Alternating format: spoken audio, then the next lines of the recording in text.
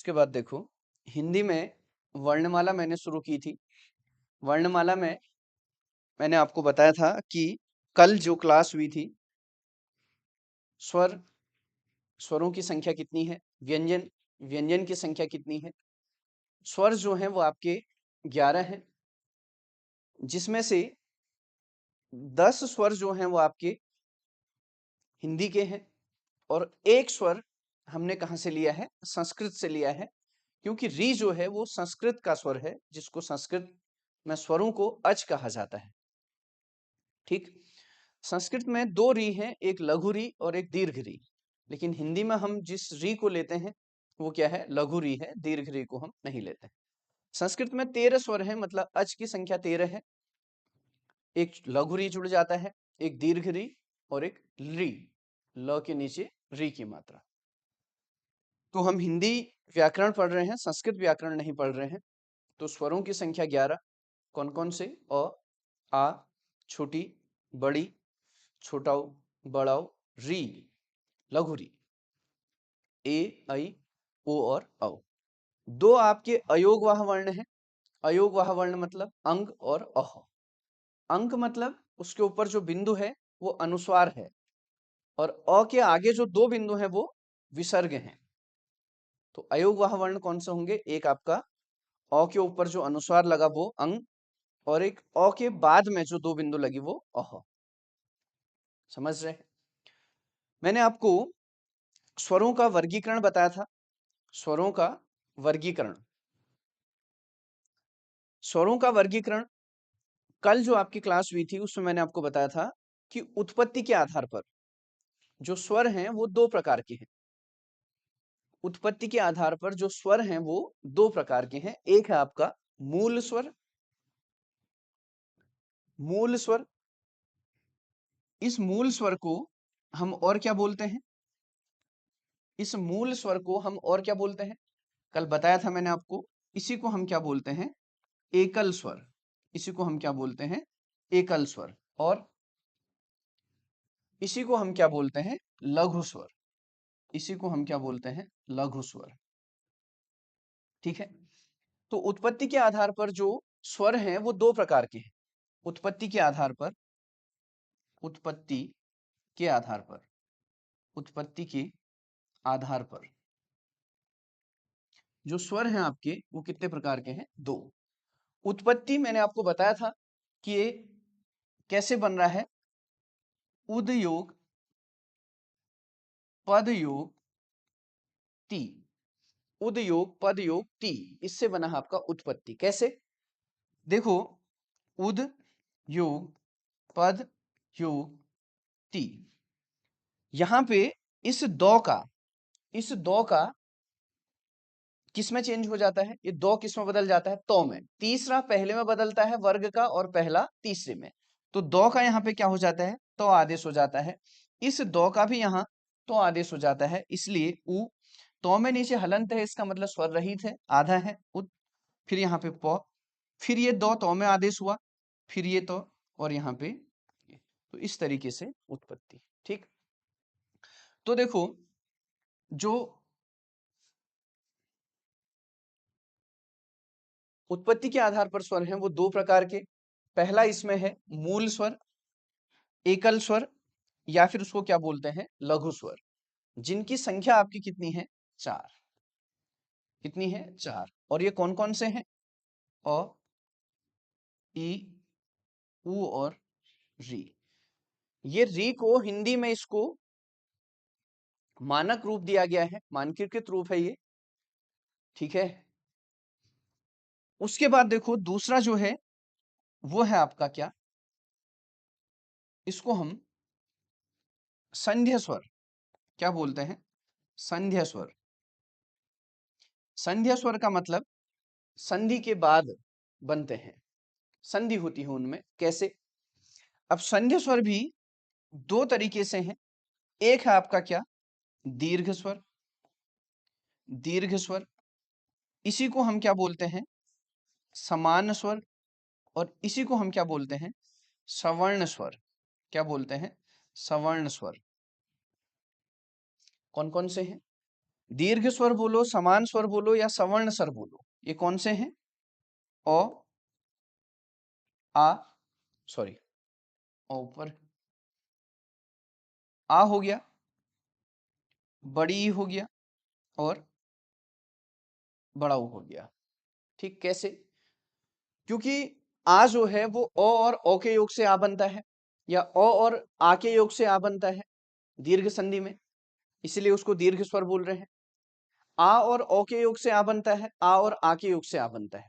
वैसे ही छोटी ई और छोटी ई के योग से बड़ी बनती है, या छोटी ई और बड़ी के योग से बड़ी बनती है, या बड़ी ई और छोटी के योग से बड़ी बनती है, या बड़ी ई और बड़ी के योग से बड़ी बनती है। इसीलिए उसको दीर्घ स्वर बोलते हैं और समान स्वर बोलते हैं, मतलब समान जाति के स्वर, और उसी को सवर्ण स्वर बोलते हैं, एक जैसे जो। ठीक है, उसके बाद देखो इधर है आपका संयुक्त स्वर। क्या है?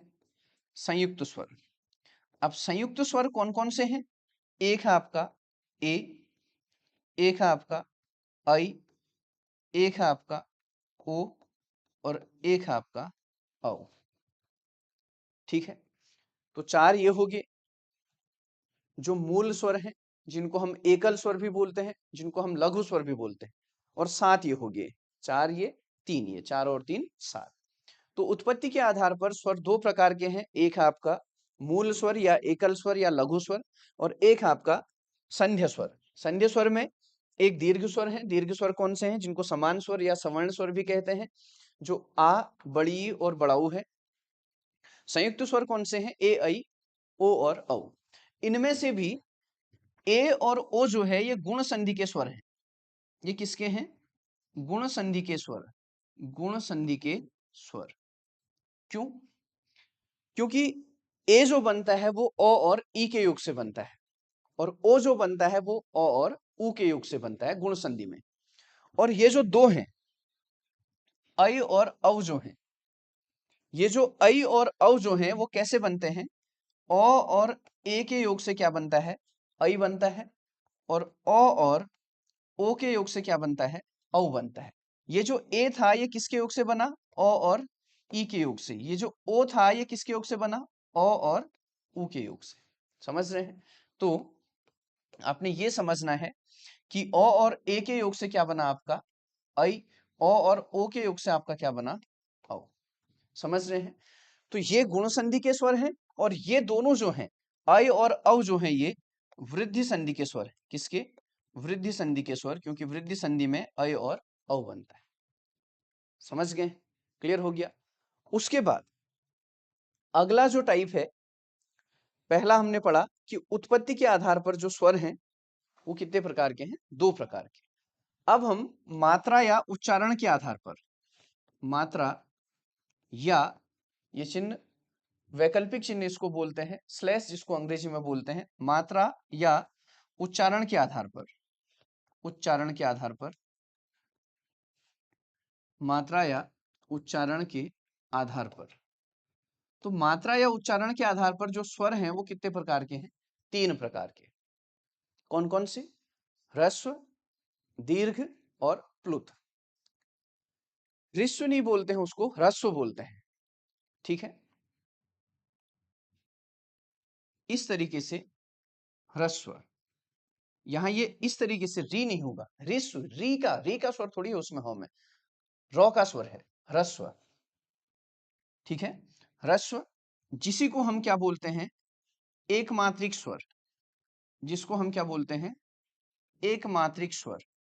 और इसी को हम लघु भी बोलते हैं। ठीक है, मूल स्वर भी बोलते हैं, जो हमने अभी पढ़ लिया ऊपर। मूल स्वर बोलो, लघु स्वर बोलो, एकल स्वर बोलो, एक मात्रिक बोलो, ह्रस्व बोलो, छोटा स्वर बोलो, ये वही है। तो मात्रा या उच्चारण के आधार पर जो स्वर हैं वो तीन प्रकार के हैं। पहला ह्रस्व या एक मात्रिक स्वर। ह्रस्व या एक मात्रिक स्वर जो हैं वो कितने हैं? चार। कौन कौन से? वही ओ, ई, ऊ और री। ठीक, उसके बाद दीर्घ स्वर। दीर्घ स्वर, या इसको बोलते हैं द्वि, यहां पे व, द्विमात्रिक। अब यहाँ पे देखो, ये जो द्वि लिख रहे हो आप, यहाँ पे दो स्वर रहित है, वो पूरा है, और उस वो में स्वर किसका है? छोटी ई का, द्वि। द्वि,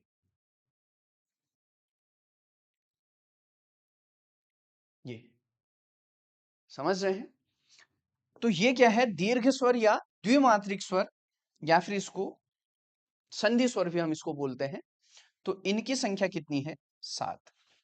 ठीक है, कौन कौन से? आ हो गया, बड़ी ई हो गया, बड़ा ऊ हो गया, और साथ में ए, आई, ओ और औ। ठीक, समझ रहे हैं? आ, बड़ी ई, बड़ा ऊ, उसके बाद ए, उसके बाद आई, उसके बाद ओ, और उसके बाद औ। ठीक है, उसके बाद देखो तीसरा जो है वो है आपका प्लुत स्वर। क्या है? प्लुत स्वर।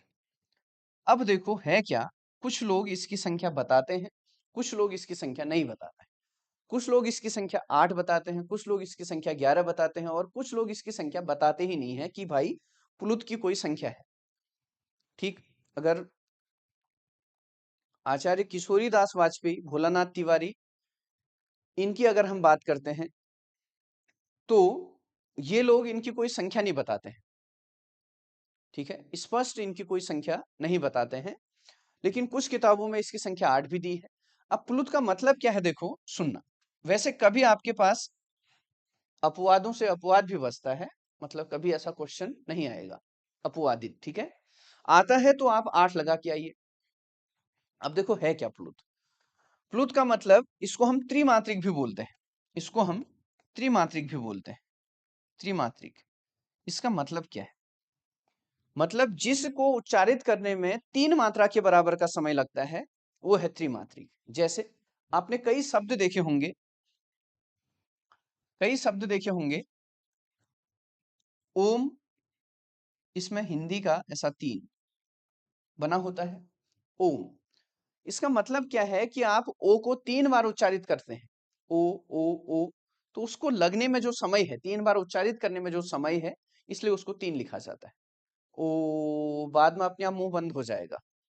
ठीक है, अब देखो कई बार कुछ लोग ये लिखते हैं, ये गलत है, ये बिल्कुल गलत है, ये साफ साफ गलत है, ये अवग्रह रूप है, ये अवग्रह रूप। ठीक है, जैसे कई ऐसे संस्कृत की अगर आप कोई किताब पढ़ते हैं तो उनमें इस टाइप के साइन आपको मिलते हैं, ये अवग्रह रूप है, अवग्रह। जैसे कई ऐसे शब्द हैं, जैसे मनः चेतना, आप लिखते हैं तो वहां पे मनो, और ये अवग्रह का रूप, फिर चेतना, ऐसा लगा सकते हैं। ठीक है, तो मात्रा या उच्चारण के आधार पर स्वर कितने प्रकार के होंगे? 3। एक ह्रस्व स्वर, ह्रस्व, एक दीर्घ, और एक प्लुत। प्लुत की संख्या 8 कौन बताता है, कैसे बताता है? अब उसको सुनो, उसका लॉजिक क्या है, क्या उसमें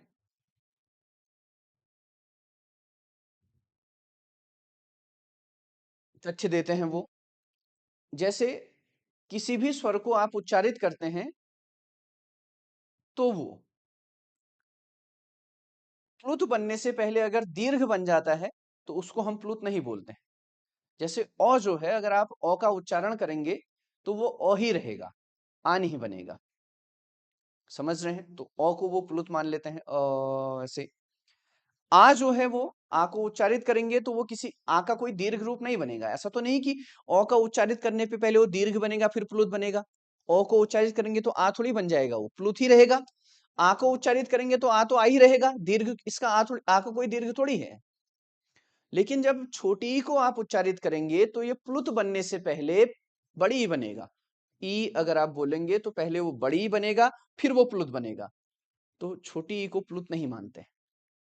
ओ को प्लुत मान लिया, आ को प्लुत मान लिया, बड़ी को प्लुत मान लिया, बड़ाऊ को प्लुत मान लिया, ओ को, अव को, ए को नहीं मानेंगे, ऐ को। इस तरीके से री जो है वो दीर्घ री बनेगी, लेकिन दीर्घ री है नहीं, वो तो संस्कृत में है, इसलिए। ठीक, तो प्लुत मतलब जिसको उच्चारण में 3 मात्रा के बराबर समय लगता है, उसको हम क्या बोलते हैं? प्लुत।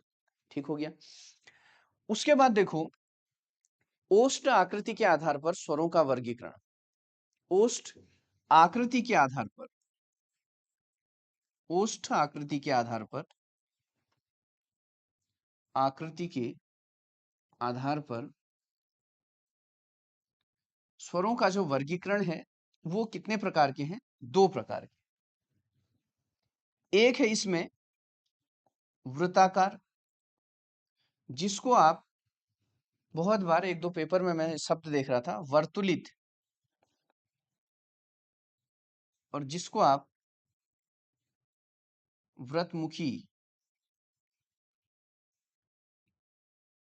ठीक है। तो ओष्ठ आकृति के आधार पर स्वर जो हैं वो कितने प्रकार के हैं? 2 प्रकार के। एक कौन सा? वृत्ताकार, जिसको हम वर्तुलित भी बोलते हैं और जिसको हम वृत्तमुखी भी बोलते हैं, ठीक। और एक है आपका अवृत्ताकार, अवृत्ताकार, जिसको हम अवर्तुलित भी बोलेंगे और जिसको हम अवृत्तमुखी भी बोलेंगे, ठीक है। अवर्तुलित भी और अवृत्तमुखी भी, समझ रहे हैं? अब देखो ये है क्या? ओष्ठ आकृति के आधार पर जो स्वर हैं वो 2 प्रकार के हैं। एक वृत्ताकार, जिसको हम वर्तुलित भी बोलते हैं और वृत्तमुखी भी बोलते हैं, और एक अवृत्ताकार, जिसको हम अवर्तुलित भी बोलते हैं और अवृत्तमुखी भी बोलते हैं, वृत्त, ठीक है। देखो है क्या, जिन स्वरों को उच्चारित करते समय हमारे जो होंठ हैं, ओष्ठ का मतलब होंठ से, वो वृत्त के शेप में बनते हैं, वो होंगे वृत्ताकार, और दूसरे होंगे अवृत्ताकार। जैसे ऊ, ऊ बड़ा ऊ, छोटा ऊ, बड़ा ऊ। अब ऐसा नहीं कि पूरा गोल बन जाएगा, आप ऐसा सांचे के जैसे, ऐसा नहीं होगा, ठीक है। तो छोटा ऊ, बड़ा ऊ, ओ और औ, तो ये जो 4 हैं ये क्या है? वृत्ताकार है, वर्तुलित है, वृत्तमुखी है। बाकी जो 7 हैं वो अवृत्ताकार है। क्लियर हो गया? समझ गए हैं वृत्ताकार अवृत्ताकार? उसके बाद देखो, जीभ की क्रियाशीलता के आधार पर स्वरों का वर्गीकरण। जीभ की क्रियाशीलता के आधार पर, जीभ की क्रियाशीलता के आधार पर, जीभ की क्रियाशीलता के आधार पर, क्रियाशीलता के आधार पर, तो जीभ की क्रियाशीलता के आधार पर जो स्वरों का वर्गीकरण है वो कितने प्रकार से है? 3 प्रकार से, ठीक है। अग्रस्वर, मध्य स्वर और पश्च स्वर, ठीक। तो जीभ की क्रियाशीलता के आधार पर जो स्वर हैं वो कितने प्रकार के हैं? 3 प्रकार के। पहला क्या है? अग्रस्वर, ठीक है। दूसरा क्या है? मध्य स्वर, और तीसरा क्या है? पश्च स्वर, पश्च स्वर। अब देखो है क्या, अग्रस्वर, मध्य स्वर और पश्च स्वर। अब देखो, अग्रस्वर का मतलब जीभ के आगे वाला हिस्सा, मध्य स्वर का मतलब बीचों बीच, और पश्च का मतलब पीछे वाला हिस्सा। जीभ की क्रियाशीलता के आधार पर, जीभ की क्रियाशीलता मतलब जीभ जो अपना काम कर रही है स्वरों को उच्चारित करते समय। तो देखो, मध्य स्वर क्या है? मतलब जब हम किसी स्वर को उच्चारित करते हैं तो उसको उच्चारित करते समय मुंह का बीचों बीच वाला भाग, जैसे हम अ को उच्चारित करें, अ, ऐसा लग रहा है कि ना तो आगे से ना पूरा पीछे से, बिल्कुल सेंटर से इसकी आवाज आ रही, अ। समझ रहे हैं? तो अ क्या है आपका? मध्य स्वर है। आ क्या है? पश्चिम स्वर, मतलब पीछे वाला हिस्सा, जीभ का पीछे, लास्ट पीछे हिस्सा। अब आप पश्चिम स्वर को कैसे पहचान सकते हैं? जैसे आप डॉक्टर के पास गए, डॉक्टर के पास गए तो उसने आपका गला देखना है या पीछे जीभ देखनी है, तो वो आपको क्या बोलेगा? आकर बोलेगा, ठीक है। अब इसमें कोई दिक्कत नहीं है, अब मतलब विदेशी भी हैं तो फिर विदेशों में भी डॉक्टर आई कहेगा, आई कर तो कहेगा, मुंह खोल कुछ ये तो कहेगा भाई। बिहार में, महाराष्ट्र, जहां भी कहेगा, गांव का डॉक्टर हो चाहे विदेशों का डॉक्टर हो, कुछ भी डॉक्टर हो, तो मुंह खोल कुछ तो होगा, आई तो बोलेगा, आई तो करेगा वो बंदा, और क्या करेगा? ई करके तो मुंह खोलेगा नहीं, ऊ करके तो मुंह खोलेगा नहीं, ठीक है। तो आ उसमें हमारा पूरा मुंह खुलता है, तो पश्च स्वर क्या है? आ। समझ रहे हैं? इसके बाद अग्र स्वर आ जाएंगे। ओ आ के बाद छोटी ई, बड़ी ई, छोटा ऊ, बड़ा ऊ और री। याद करने का तरीका बता रहा हूं, ठीक है? भूलोगे फिर। अभी समृत, विवृत, अर्ध समृत, अर्ध विवृत, सजातीय, विजातीय, अनुनासिक, निरनुनासिक, अल्प प्राण, महाप्राण, सघोष, अघोष, कंठ, तालव्य, ओष्ठ, दंत्य, दंतोष्ठ, कंठोष्ठ, व फिर खत्म सब। क्या खत्म? याद किया हुआ सब खत्म, इसलिए बोल रहा हूं, समझो। हो गया पश्च स्वर, मध्य स्वर, अग्र स्वर। ठीक। उसके बाद क्या है?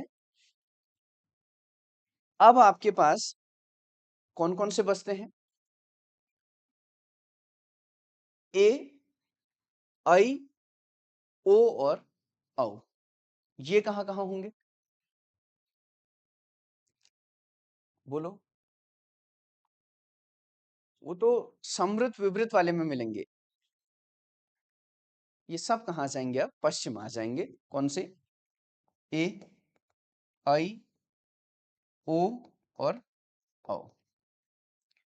ठीक है, अब लिख लो पहले इतना।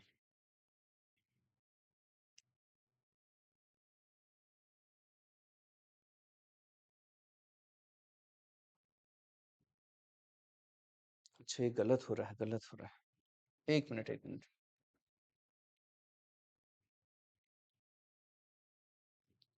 ये ऊपर नहीं आएगा। ए और आई इधर आएगा। छोटा ओ, बड़ा ओ और औ। देखो, इसको याद करने का तरीका बना देते हैं। मध्य में आपका क्या आया? ओ। उसके बाद जितने भी स्वर जिनको लिखते समय आप हिंदी का तीन जैसा बनाते हैं, वो सारे पश्चिम आ गए। ठीक है, हो गया ना? आपको सिर्फ एक याद रखना है।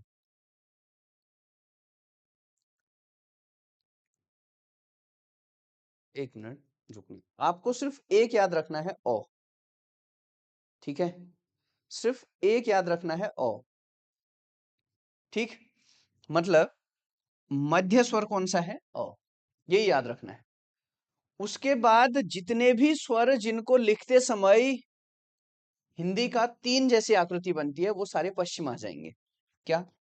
आ, उ, ऊ, ओ, औ। ठीक हो गया। अब जो बचे सब ऊपर भेज दो। छोटी, बड़ी, री, ए और आई। ठीक है ना? समझ गए हैं? अग्र मध्य पश्च बना लेंगे, बना लेंगे। मध्य स्वर क्या है? अ। फिर उसके बाद जितने भी स्वर जिनको लिखते समय तीन जैसी आकृति बनती है, वो सारे किसमें? पश्चिम में। और बाकी बचे हुए अग्र में। ठीक। तो जीभ की क्रियाशीलता के आधार पर जो स्वर हैं वो तीन प्रकार के: अग्र स्वर, मध्य स्वर और पश्च स्वर। ठीक। उसके चलो लिखते रहो। फिर इसमें कहा कल क्या लिखा था? पहला क्या लिखा था? उत्पत्ति के आधार पर। आज दूसरा लिखो, मात्रा या उच्चारण के आधार पर। लिखो, मात्रा या उच्चारण के आधार पर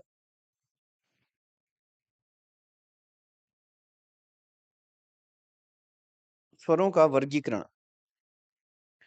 मात्रा या उच्चारण काल लिख लो। मात्रा या उच्चारण काल के आधार पर स्वरों का वर्गीकरण। मात्रा या उच्चारण काल के आधार पर स्वरों का वर्गीकरण। स्वरों का वर्गीकरण। मात्रा या उच्चारण काल के आधार पर स्वरों का वर्गीकरण। स्वरों का वर्गीकरण। पहला लिखना ह्रस्व।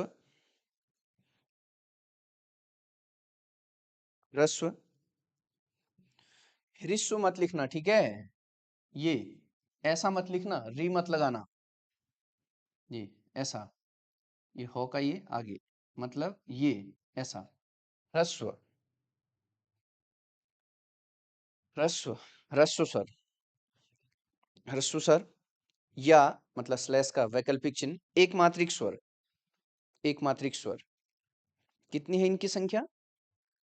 कितनी है? 4। डैश करके लिखो 4, 0 4 और लिख लो अ, छोटी ई, छोटा ऊ और री। अ, छोटी ई, छोटा ऊ और री। दूसरा लिखो दीर्घ स्वर, वैकल्पिक चिन्ह मतलब या, द्विमात्रिक स्वर। दीर्घ स्वर या द्विमात्रिक स्वर। दीर्घ स्वर या द्विमात्रिक स्वर। दीर्घ स्वर या द्विमात्रिक स्वर। कितनी है इनकी संख्या? 7। बाकी जो बचे हुए हैं वो सब लिख लीजिए फटाफट। बचे हुए सारे लिख लो। दीर्घ स्वर या द्विमात्रिक स्वर बचे हुए फटाफट लिखो।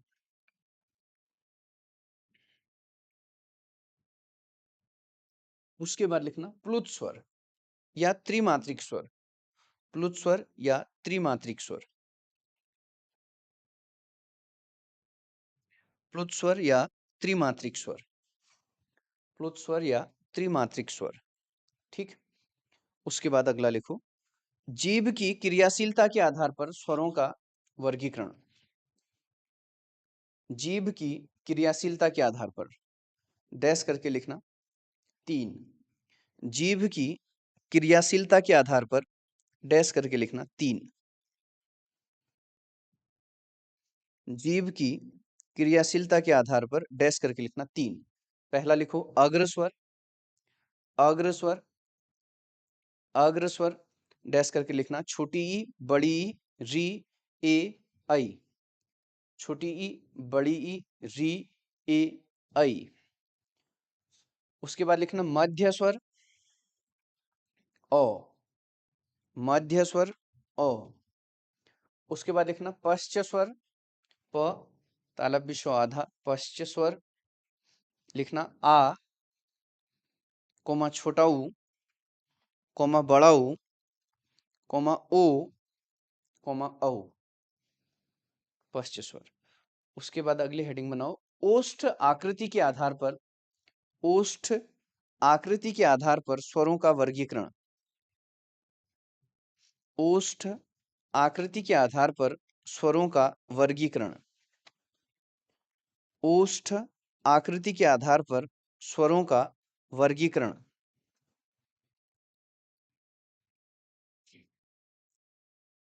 ओष्ठ आकृति के आधार पर स्वरों का वर्गीकरण। ठीक है। तो ओष्ठ आकृति के आधार पर पहला क्या था? पहला क्या था? अच्छा, डॉस डैश करके 2 लिख लेना। पहला क्या था? वृत्तमुखी। वृत्तमुखी जिसको हम क्या बोलते हैं? वृत्ताकार। जिसको हम क्या बोलते हैं? वर्तुलित। वर्तुलित। ठीक है। और 2 जिसको हम अवृत्ताकार।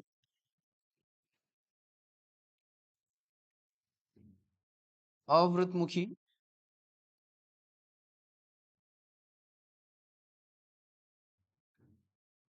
अवर्तुलित।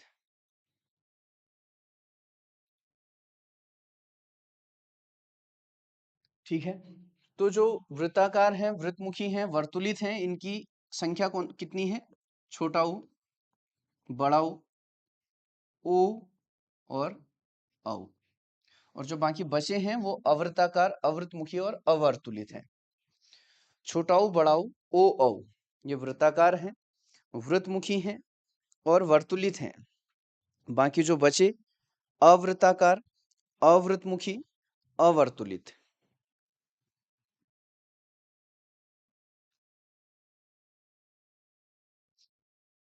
अब लिखना अगली हेडिंग मुख की क्रियाशीलता या तालु की स्थिति के आधार पर स्वरों का वर्गीकरण। मुख की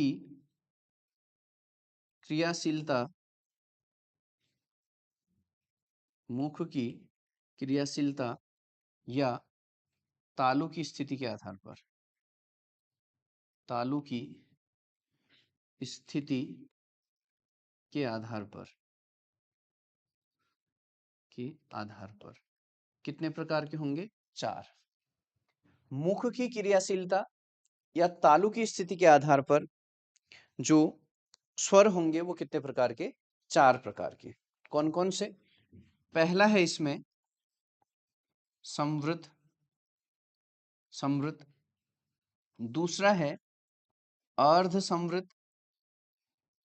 अर्ध समृत। उसके बाद है विवृत। उसके बाद है अर्ध विवृत, अर्ध विवृत।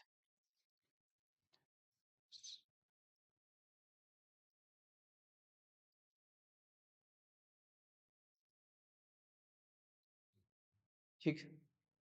अब इसमें देखो, यहां सुनना। देखो, समृद्ध का मतलब होता है बंद, क्योंकि यहां से आपका लॉजिक बनेगा। अर्ध समृद्ध का मतलब है आधा बंद।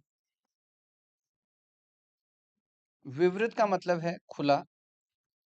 अर्ध विवृत का मतलब है आधा खुला।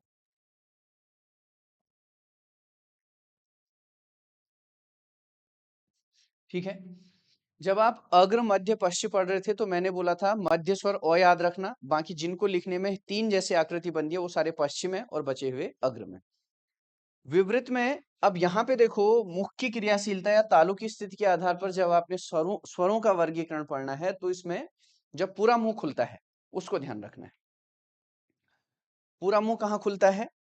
विवृत। विवृत का मतलब खुला। और पूरा मुंह कब खुलता है? जब आप किसको उच्चारित करते हो? आ को।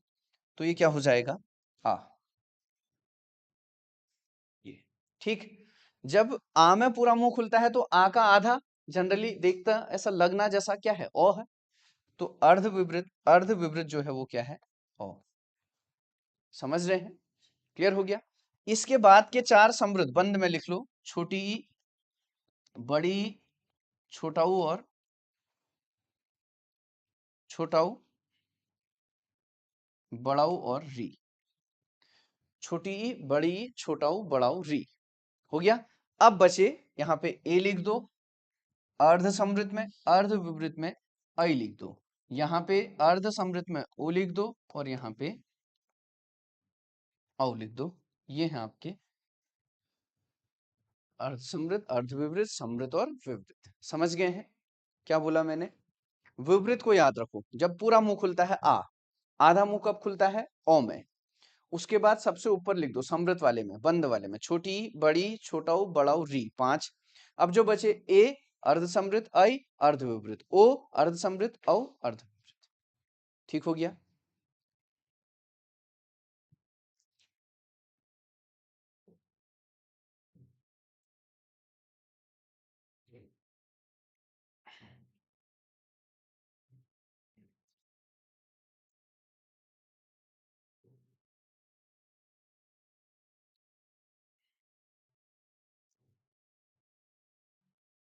हो गया। अब लिखो, जाति के आधार पर स्वरों का, जाति के आधार पर, जाति के आधार पर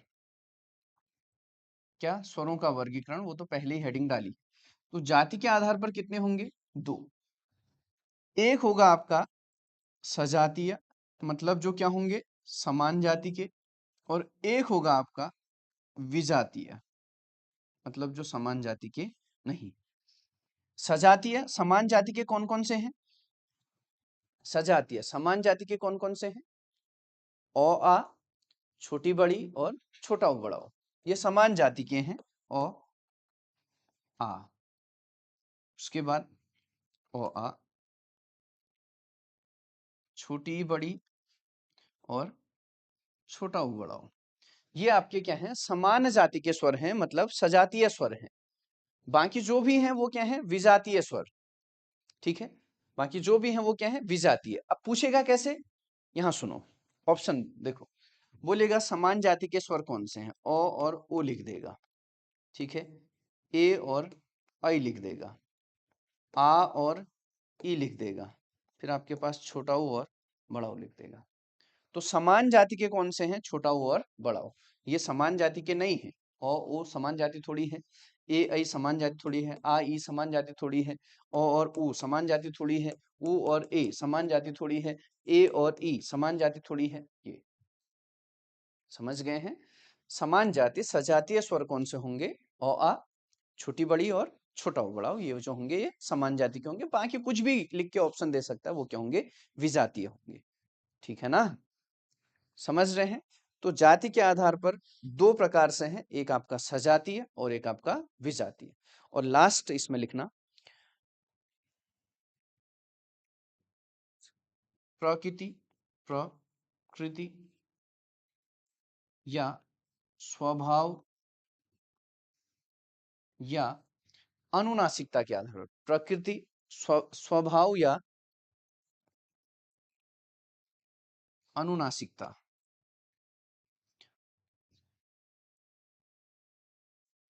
प्रकृति, स्वभाव या अनुनासिकता के आधार पर, अनुनासिकता के आधार पर डैश करके लिखेंगे दो, डैश करके लिखेंगे दो। एक है आपका अनुनासिक और एक है आपका निरनुनासिक।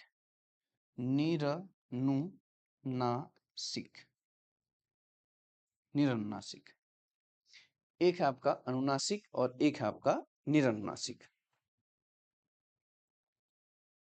ठीक है, इसमें बहुत कुछ समझाना है, फिलहाल लिखा देता हूं, फिर इसको कल पूरा एक्सप्लेन करेंगे। अनुनासिक और निरनुनासिक। अब देखो अनुनासिक है क्या? ये जो है अर्धचंद्र बिंदु जिसको बोलते हैं, ये क्या है? अनुनासिक है। और ये जो बिंदु है ये अनुस्वार है। ये क्या है? अनुस्वार। और ये जो है ये, इसको हम आगत स्वर भी बोलते हैं, मेहमान स्वर भी बोलते हैं, अर्ध स्वर भी बोलते हैं, विदेशी स्वर भी बोलते हैं, ग्रहित स्वर भी बोलते हैं, अंग्रेजी भाषा का स्वर भी बोलते हैं। जैसे आप एक शब्द लिखते हो डॉक्टर, तो डॉक्टर जो है वो अंग्रेजी भाषा का शब्द है। ठीक, इसको बोला ऐसे जाता है डॉक्टर। ठीक है, डॉक्टर। तो मुंह जो है वो अर्धवृत्त की तरह खुलता है, तो इसलिए इसको अर्धवृत्ताकार स्वर भी बोलते हैं। इसको विदेशी स्वर भी बोलते हैं क्योंकि ये विदेशी भाषा का है। मेहमान भी बोलते हैं क्योंकि जो बाहर से आया है। ग्रहित क्योंकि इसको हमने ग्रहण किया है, अंग्रेजी भाषा से हमने इसको ग्रहण किया है। ये अर्धचंद्र बिंदु और ये चंद्र बिंदु और ये अनुस्वार, समझ रहे हैं। अब देखो अनुनासिकता क्या है। जिसको भी लिखने में, जैसे आपके स्वर हैं अ, आ, छोटी बड़ी, छोटाऊ बड़ाऊ, री, ई, आई, ओ, औ, औ। ठीक है। अब अनुनासिकता मतलब जिसके ऊपर अनुनासिक लगा होगा वो अनुनासिक होंगे, जिसके ऊपर अनुनासिक नहीं लगा हो वो निरनुनासिक होंगे। तो मतलब किसी भी वर्ण के ऊपर अगर आपका इस चिन्ह लगा है तो वो अनुनासिक है, नहीं लगा है तो वो निरनुनासिक है। लेकिन देखो होता क्या है, जैसे मैंने ओ में अनुनासिक लगाना है तो मैं ऐसे लगाऊंगा, आ में अनुनासिक लगाना है तो ऐसे लगाऊंगा, ई में अनुनासिक लगाना है तो ऐसे लगाऊंगा, यहां अनुनासिक लगाना है तो बिंदु दूंगा। एक वर्ण में एक ही स्थान पे दो दो चिन्ह नहीं प्रयोग होते हैं। एक वर्ण पे एक ही स्थान पे बोल रहा हूं, एक वर्ण पे दो चिन्ह लग सकते हैं लेकिन एक ही स्थान पे दो नहीं लग सकते हैं। तो इसलिए यहां अनुनासिक की जगह क्या लगा दिया? बिंदु लगा दी खाली। ये भी अनुनासिक है क्योंकि उसके ऊपर एक वर्तनी ऑलरेडी है। समझ रहे हैं? क्लियर हो रहा है? मात्रा और वर्तनी दो चीज है। मात्रा और वर्तनी, वर्तनी क्या है? ध्वनि चिन्हों को लिखना जो है वो वर्तनी है। मात्रा क्या है? उच्चारण, वो मात्रा है।